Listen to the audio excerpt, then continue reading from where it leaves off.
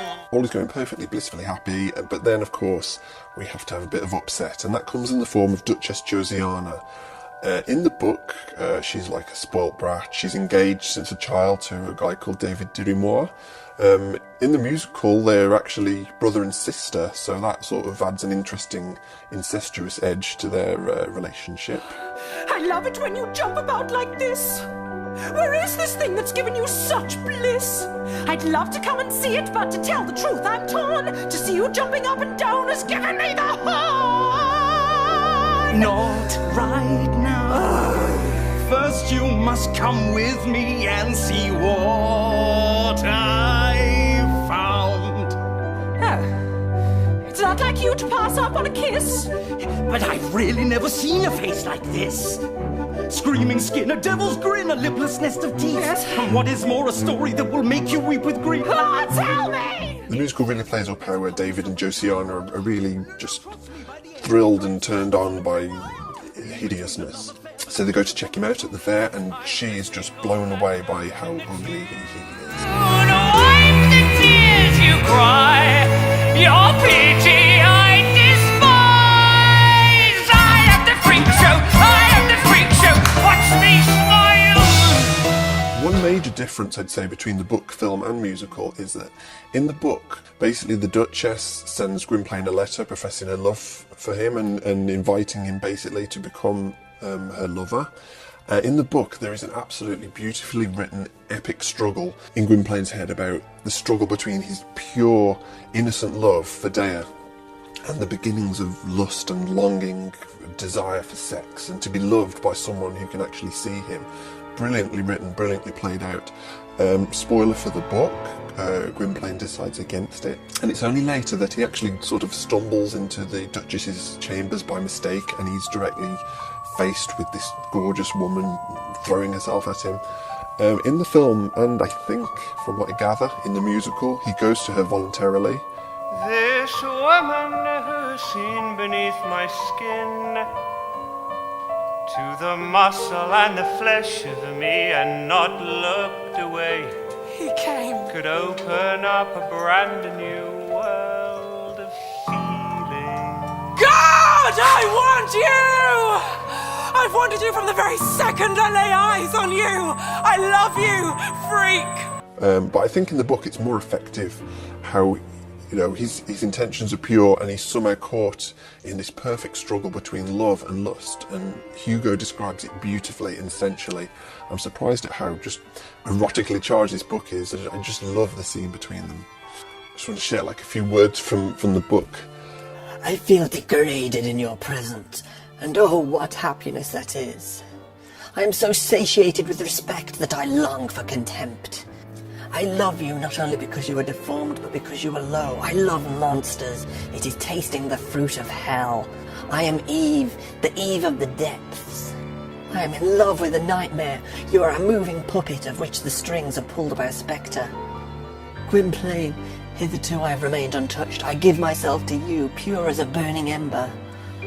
Be silent. Take me. You don't know how perverse I can be. Knead a star in mud, and you will have my likeness. Look at me as if I were a mirror. Your face is my mind. I did not know I was so terrible. I am also then a monster. Do what you like with me. I am made for Jupiter to kiss my feet, and for Satan to spit in my face. Insult me, beat me, kick me, cuff me. Treat me like a brute. I adore you. Damn! This girl is kinky. And I did not expect such levels of kink in, like, some old stuffy-ass Victor Hugo novel. That I'm summarising, this goes on for pages and pages and pages, and it's kind of cool. I don't want to spoil too much more of the story, because the story does take a huge right turn at some point as Gwynplaine's fortunes reverse very suddenly and throws him into a totally new world where he has to decide just what he wants in life, and it's brilliant.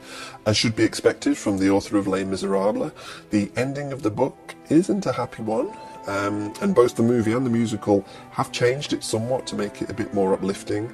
The musical also adds a pretty major plot twist that I can't quite decide how I feel about. It's all a little bit coincidental how all the characters are suddenly linked by this one event that happens, but I don't know. Hugo was a fan of coincidences in his books, especially in Les Mis, so yeah, I'll go with it. I think he would have liked it. As far as the musical is concerned, as I said, I never got a chance to see it live. I hope it tours, I really do. But listening to the cast recording, I adore it. There are 4 or 5 really good songs in it, and the other ones take a bit of getting used to. I guess it's kind of like Stephen Sondheim-y, Sweeney Todd kind of thing, and which is good. And the lyrics are really clever, if they're a little bit unclear at times on this recording. And musically, the structure's very complex, and sometimes it's like a total cacophony of noise, but the musical does actually seem to be a bit self-aware of what a mess it sounds at times, so I guess it's on purpose.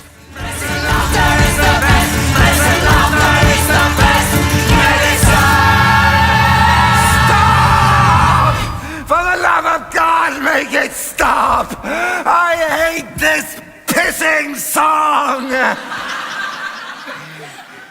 Oh, I'm sorry, I thought I was thinking. And what I've seen of this production, it looks visually stunning.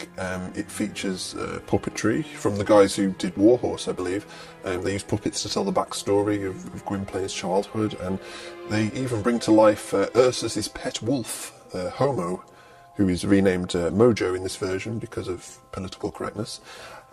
In summary, if you like phantom and similarly themed stories about disfigured protagonists and the whole Beauty and the Beast aspect, this is great. Read the book, or skim read it at least if you're anything like me. Check out the 1928 movie. I think there was a 2012 French version, which I have not seen yet, but I would love to check out. And check out the musical, The Grinning Man. The soundtrack is available to buy online if you search for it. I hope you enjoyed this, and it's a bit of a change from my usual Phantom of the Opera kind of things, but I'm kind of done with that to a point. If you want to discuss The Grinning Man and anything related to it, or to Phantom of the Opera stuff, check out my forum, phantomreviews.probord.com. And also my Patreon page, patreon.com/phantomreviews.